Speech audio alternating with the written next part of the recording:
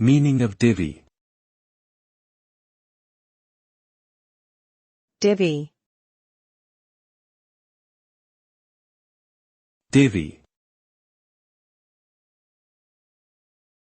divvy, Divvy. The word divvy is a slang term that means to divide or share something, typically money or possessions. It can also refer to the act of distributing tasks or responsibilities among a group. The result of divvying something is that it is split up and distributed in a fair or agreed-upon manner. This term is commonly used in informal conversations and is often associated with informal or casual arrangements.